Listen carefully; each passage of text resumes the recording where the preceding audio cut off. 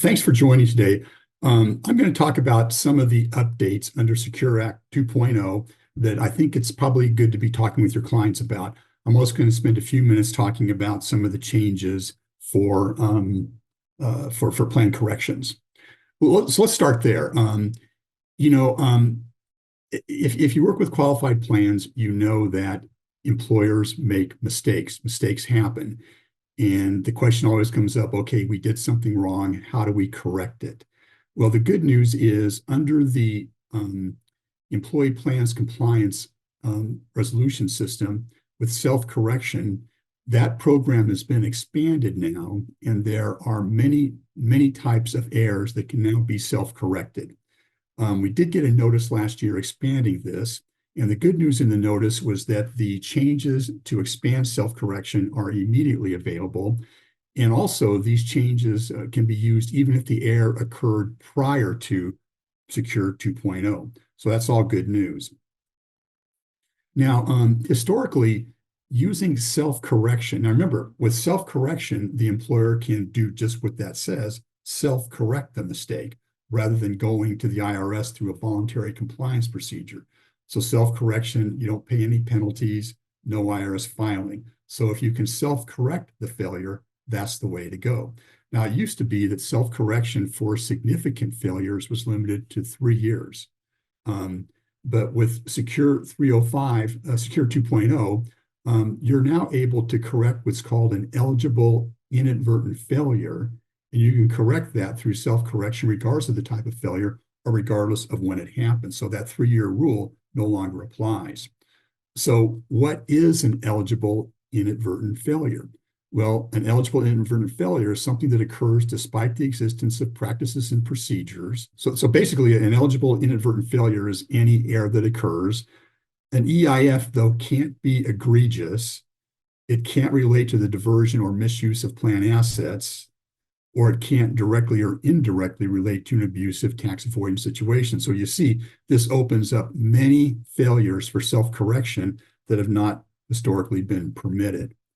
Now, here's the good news, really. An eligible inadvertent failure can be self-corrected at any time before it is identified by the IRS. So once again, I remember I said that 3-year restriction, you don't have that anymore. So if your employer client comes to you and says, we did something wrong in 2019, can we self-correct? Generally, the answer is going to be yes, you can, even though it happened many years in the past.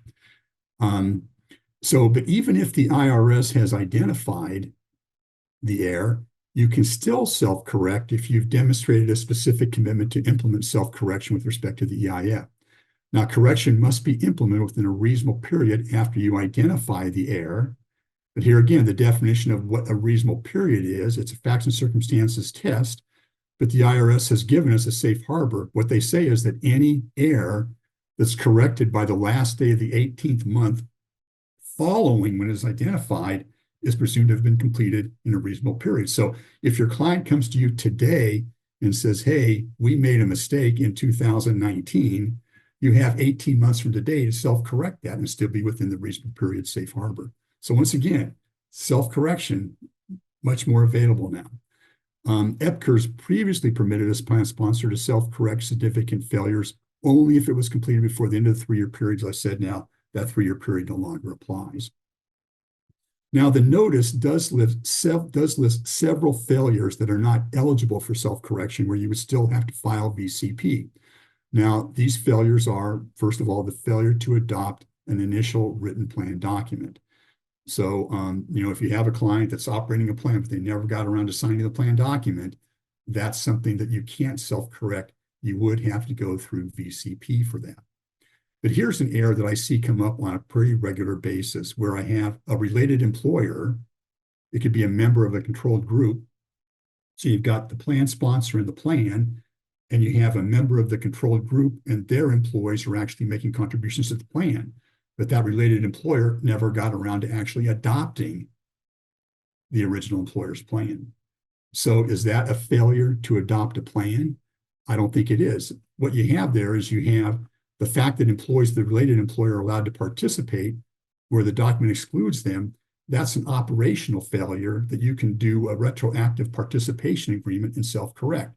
So if you find out today that you have a related employer contributing to a plan, and they've been doing that, say, since 2019, you could adopt a self-correction participation agreement back to 2019 and correct that. All right. So once again, a lot of leeway here.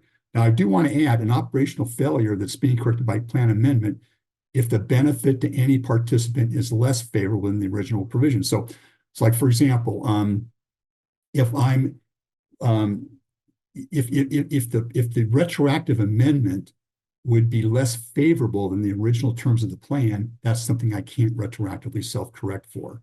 But in my example where I'm retroactively letting people into the plan, I can do that.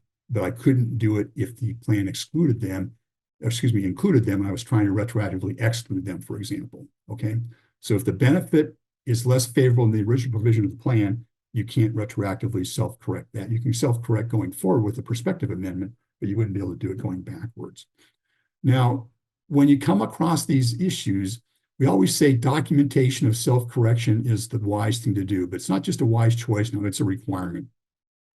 If you work with one of your clients to self-correct an error, the plan sponsor must be able to provide an IRS auditor with the following documentation: identification of the failure, including the year in which the failure occurred and the number of employees affected, the date the failure was identified, an explanation of how the failure occurred, and a demonstration of the existence in time at the time of practices and procedures designed to promote and facilitate compliance, identification of substantiation of the correction, including the date you made the correction, and changes you've put in place to avoid recurrence of the failure.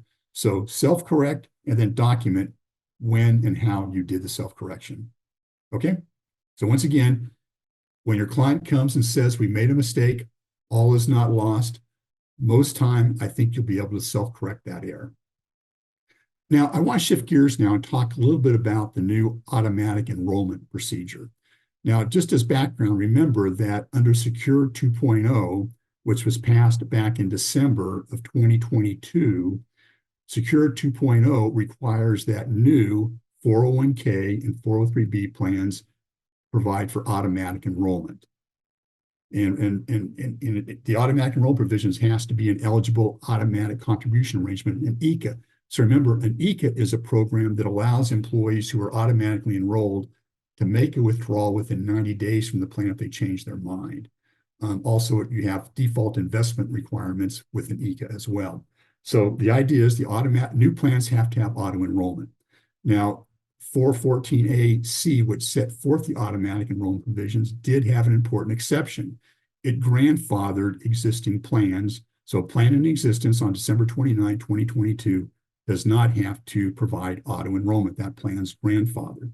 But remember, if you set up a new plan in 2023 or this year, 2024, and that plan does not have automatic enrollment, beginning 2025, you'll have to add auto enrollment to that plan. Now, the question comes up, that rule is pretty straightforward, but where this issue gets a little bit cloudy or questions come up is what happens if you are merging plans or adopting new plans. Like here's an example. Let's say, for example, you have a client that wants to adopt a MEP, a multiple employer plan, or a PEP, for example. But let's look at multiple employer plans. If the multiple employer plan was in existence before December 29th, 2022, so that's a pre-existing plan, and your client adopts that plan, does your client have to offer auto enrollment, or do they get grandfathered? And the answer is no, they don't get grandfathered. They're treated as if they were a single employer plan, and they would have to offer auto enrollment, even though they've adopted a multiple employer plan that was in existence on the date of enactment. Okay, so that's for multiple employer plans. Now, what about, let's say you have a single employer plan, you have a client that's a single employer plan, and they do have a pre-enactment 401k provision. Let me stop there and just remind everybody, you have to have a pre-enactment cash or deferred arrangement. So if you have, for example, a pre-enactment profit sharing plan, but it doesn't have a 401k feature, and you want to add a 401k feature today, that's not a pre-enactment plan. You'd have to offer auto enrollment. Okay, so we're just talking about pre-enactment 401k or 403b. Remember, this applies to 403b plans too. So let's say you have a single employer plan that includes a pre-enactment qualified COTA, and you merge that with another plan, a single employer plan that was also pre-enactment. Is the new plan, the merged plan, grandfathered? The answer is yes, because you had one pre-enactment plan, another pre-enactment plan, they came together, they're still grandfathered. Now, the result would be the same if your client has a pre-enactment 401k plan and today joins that multiple employer plan. Your client would still be grandfathered.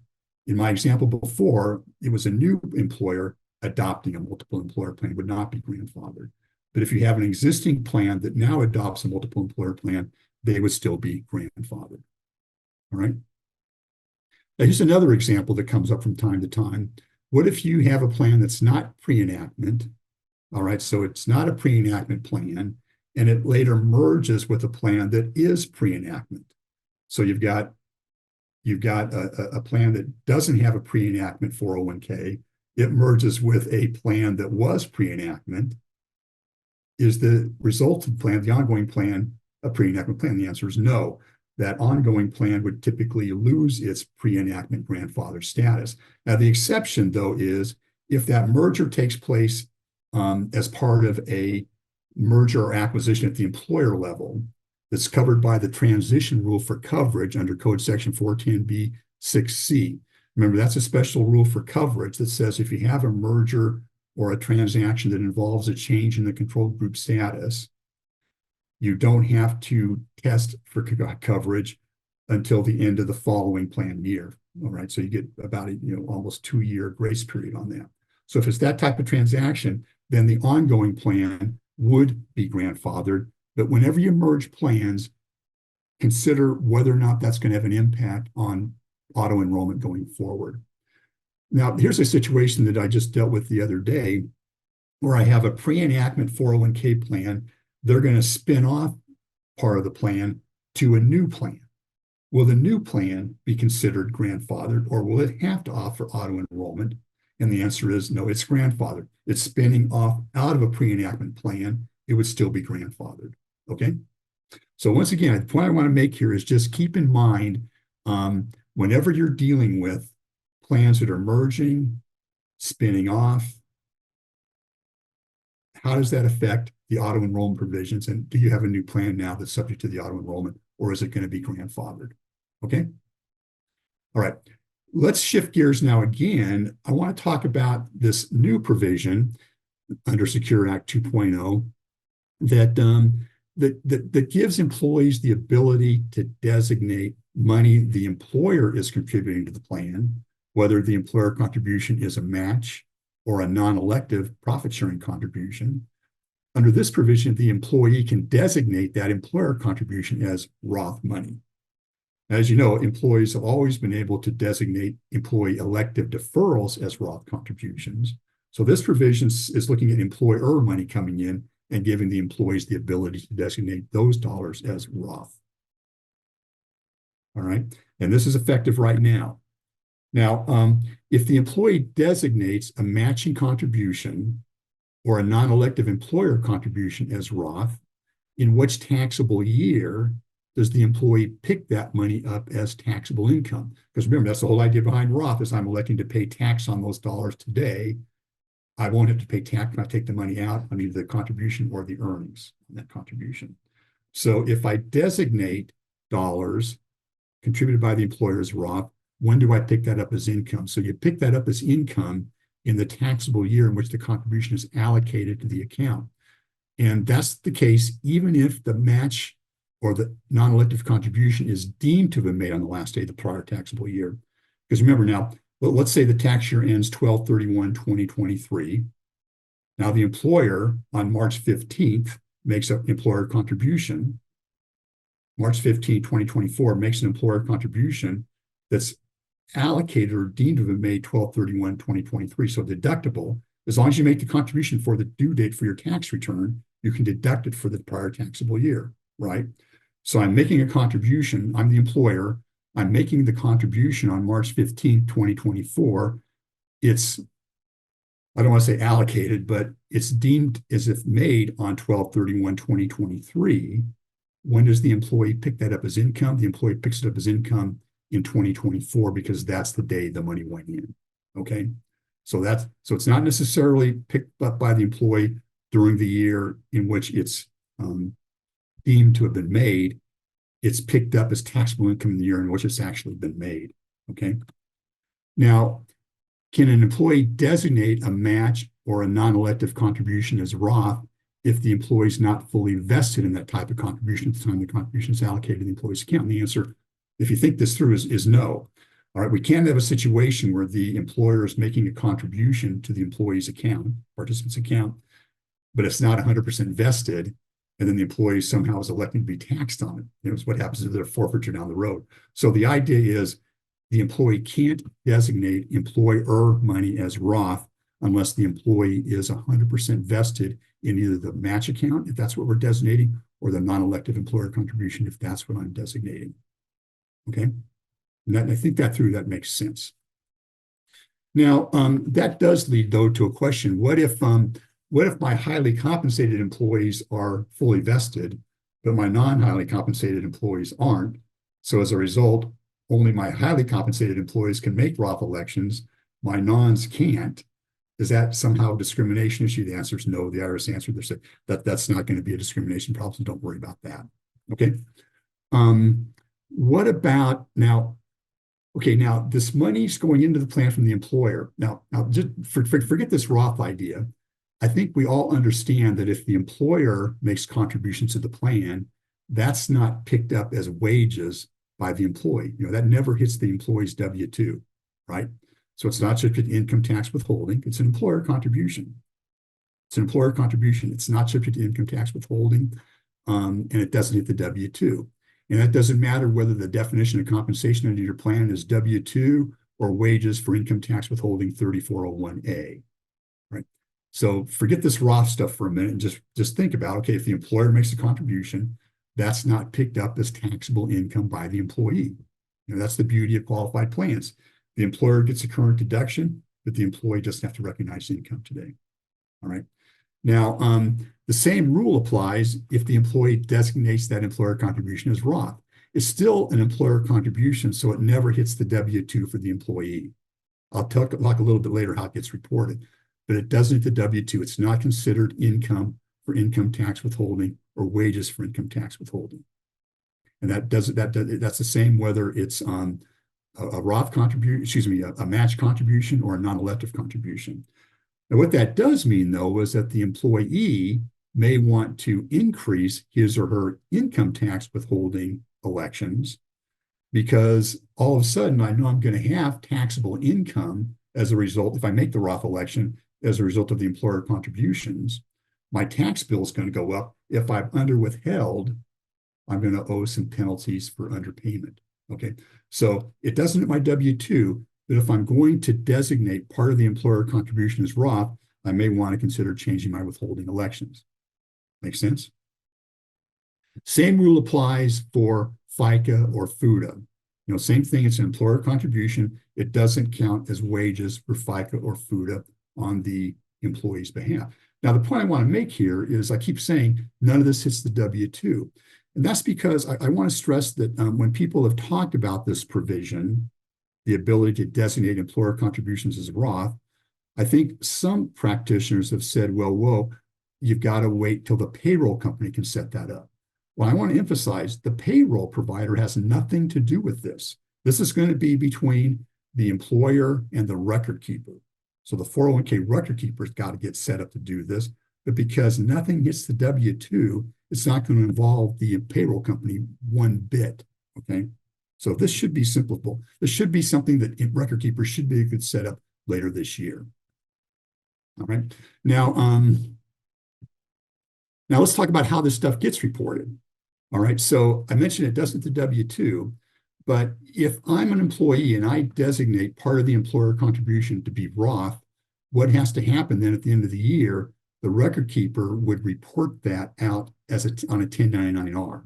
So if I designate the match as Roth at the end of the year, you know, if I designate if it's 2024, and I designate part of the match I receive in 2024 as Roth, then the record keeper before January 31st, 2025 will send me a 1099-R reporting that and send a copy to the IRS.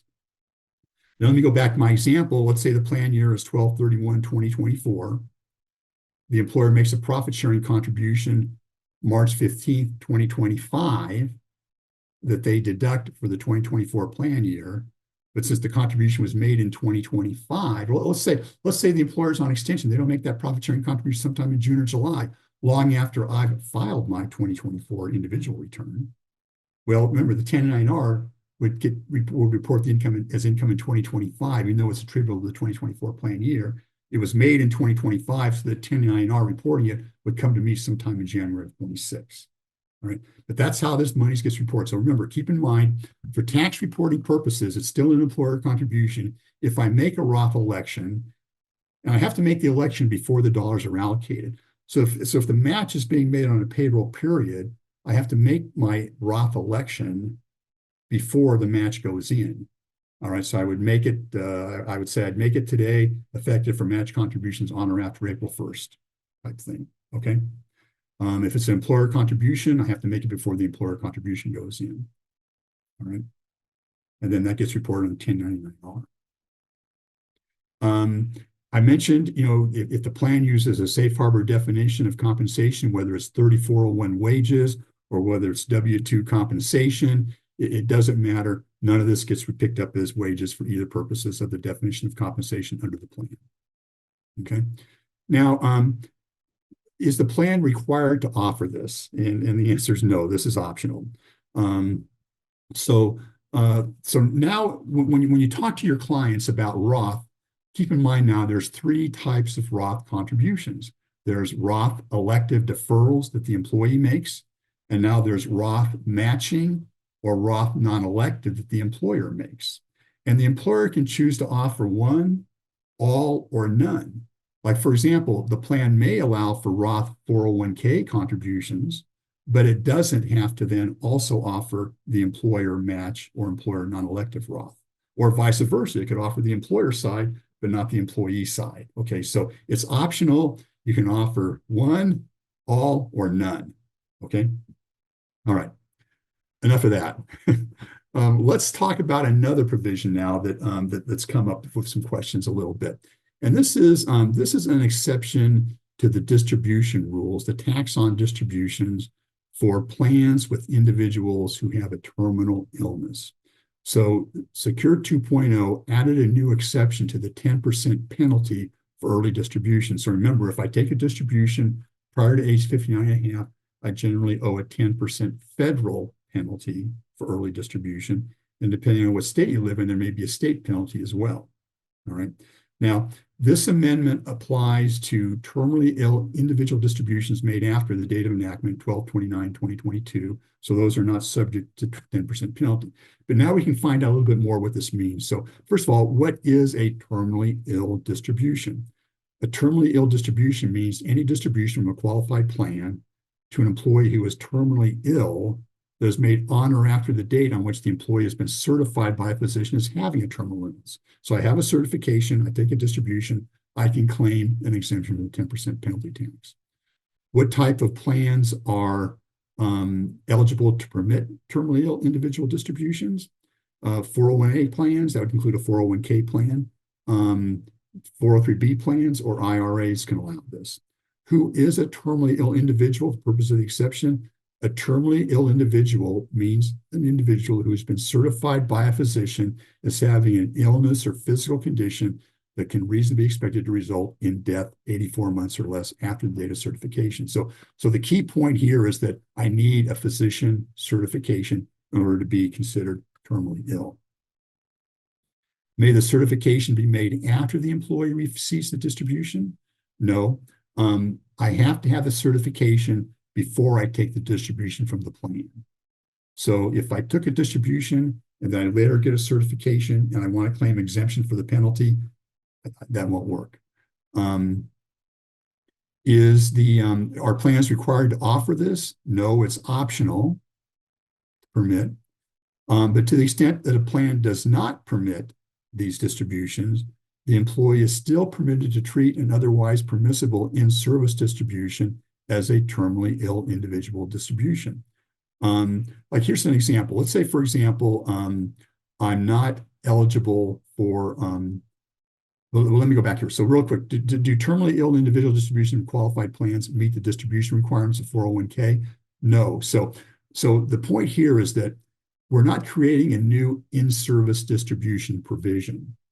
So I may be terminally ill, but because I'm terminally ill and have a certification, that doesn't create a distribution event under the plan. It just affects how the distribution is taxed. So there still has to be, if I'm still working, there still has to be an in-service distribution provision under the plan, age 59 and a half, hardship, something like that, okay? Otherwise, I terminate employment and then take my distribution, and then I claim the exemption. What documentation is required? As I said, you have to have a certification. Can the employee self-certify? The answer is no. So let's go back to this idea of if the plan does not permit terminally ill individual distributions, can I still take an otherwise permissible distribution as a terminally ill individual? The answer is yes. So here's the example. Let's say on May 15, 2024, participant B is age 50, goes to the doctor and gets a certification of terminal illness. B's plan does not permit terminally ill distributions, but does permit hardship distributions. Well, hardship's an exception. On June 10th, 2024, I apply for a hardship in the amount of $15,000. When I file my tax return, I would indicate on Form 5329 the distribution is accepted from the 10% penalty because it was a terminally ill distribution. I wouldn't have to pay the $1,500 penalty. Okay, so the point here is for terminally ill employees, it's not a new distribution event. It simply affects how the benefit is taxed. Okay, now let me talk about a little bit about the new tax credits that are available under these plans. So Section 102 of Secure 2.0 provides a couple of things. First of all, there's an increased startup cost credit. So to the extent that you have a small employer plan, which is no more than 50 employees, and they set up a new plan, they get a credit for the startup costs. But now there's also a new credit for employer contributions. So a new credit based on matching and non-elective contributions made by qualifying small employers of no more than 100 employees. The amount of the credit is limited to no more than $1,000 with respect to any employee. But that's significant. The contributions with respect to any employee who receives wages, so it's a corporation paying wages in excess of $100,000, and that'll be indexed for inflation. You don't get the credit for those folks. And then the contribution is reduced to a credit phase-in formula by 2% for each employee of the employer for the preceding taxable year in excess of 50 employees. So between 50 and 100, the credit is reduced. Now, this employer contribution credit is good for 5 years. The percentage for the first taxable year in which you claim the employer contribution credit is 100%. In the second year, it's also 100%. In the third year, it goes to 75%. In the fourth plan year, it goes to 50%. In the fifth year, it's 25%. The 3-year startup cost credit period is available for an eligible employer for the first credit year and then each of the next 2 years following the first credit year. The first credit year is always going to be the taxable year that includes the date the employer set up the plan. So if the plan becomes effective in 2024, that would be my first credit year. Or at the election of the employer, if I incurred costs in the preceding taxable year, I can make that my first credit year. So if I incurred costs in 2023, even though I set up the plan in 2024, I can still claim those credits for 2023. And remember, the employer contributions credit is now a separate credit in addition to the startup cost credit. So I can take both, for example. Now, remember, these are available for small employer plans. So how does it change in employer status? Let's say I'm an eligible employer, but now the number of employees I have receiving at least $5,000, because that's the threshold from the employer for the preceding taxable year. How does that affect my eligibility going forward? So I'm claiming the employer contribution credit. I have less than 100 employees in years 1, 2, but now in year 3, I go over the 100 employee limit. can I still claim the employer contribution credit? The answer is no. I need to be eligible. I need to be an eligible employer for each year during which I claim the credit. Same thing for the startup credit, okay? If I change from an eligible employer due to the number of employees, I go over 50, can I still claim, I'm still within the 3-year period, so can I still claim? The answer is no, I would lose that, okay? But here's an example of the ability to go backwards. Now, let's say, for example, that you have a client with a calendar taxable year that maintained the plan that became effective in 2021. So before the date of enactment. So 2021 is the first year. Now, the 5-year employer contributions credit begins 2021, but it ends on the 2025 taxable year. So the employer has 3 contribution years that begin after 12/31/2022. So even though I set the plan up before Secure 2.0, I could claim a 75% credit in 2023, a 50% credit in 2024, and a 25% credit in 2025. So my point here is if you're working with employers that are either 100 employees or less or 50 employees or less, and you're setting up new plans, make sure they understand and you work with their accountants to understand how these tax credits apply, because they can be very, very valuable.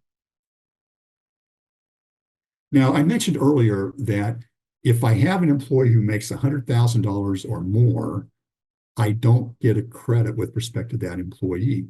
But what's interesting is this provision talks about $100,000 in wages. All right. So that doesn't apply if you're a partnership and you have partners making more than $100,000. Or if you're an S corporation and you have S corporation, well, no, S corporation, those would be employees. But if you have a partnership with self-employed individuals, those partners can make more than $100,000. You still get the credit for those folks because self-employment income is different than wages. So that keep in mind that $100,000 limit for employees for whom I can claim the credit may not apply in the context of partnerships or sole proprietorships. Okay. All right. I want to wrap up today with just a couple of quick comments. President Biden introduced his budget, 2025 budget, to Congress this week. And I did want to just note that the budget has a provision we've seen before, and that is it's targeting what we call the backdoor Roths. Now, remember, the idea behind the backdoor Roth is simply if you have a plan, let's say you have a 401k plan with a company match. So let's say the employee is making the 401k contribution of $23,000 and they get a match of, say, $10,000, 23,000 plus 10, that's $33,000 annual addition to the employee's account. Well, the 415 limit is $69,000. So I've got a lot of room that I can fill up over and above the 401k contribution and over above the employer contribution. I can do that by making an after-tax employee contribution.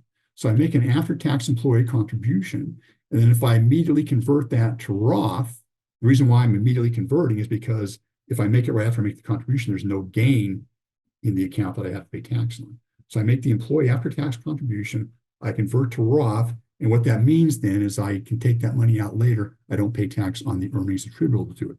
So it's a great idea. Now, a couple of problems. Remember, the first problem is most of the time, only highly compensated employees are going to be able to make these after-tax contributions. You know, most of your non-highly compensated employees are probably trying to max out their 401k if they can and probably can't afford to save on top of that. So for the most part, it's going to be your HCEs that want to make these after-tax employee contributions.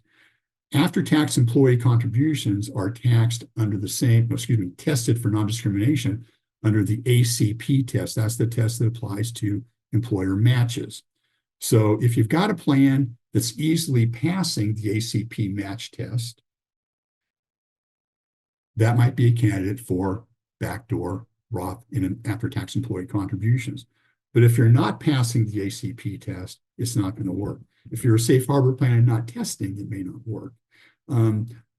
I came across a client that doesn't do a match. They just do profit sharing. But in their 401k test, the HCEs are the non-HCEs are contributing, so they're easily passing the 401k test. So what that gives them the ability to do is borrow some of that excess non-highly compensated ADP, move it to the ACP column, and then the highly compensated employees can make these after-tax contributions. So remember, after-tax works, but you have to treat it as tested under ACP for match. So you've got to test for non-discrimination, but if you can do it, it's a great strategy. But I'll just say Congress is on to it. And if you talk about it with your clients, just be aware that the 2025 budget is going to try to knock it out. And that is something that probably has a pretty good chance of passing, I think. Okay. I'll just conclude by thanking everybody. I would encourage you, if you think of a question, please feel free to shoot that to RPAG, and we'll try to get that answered for you as soon as possible. Okay.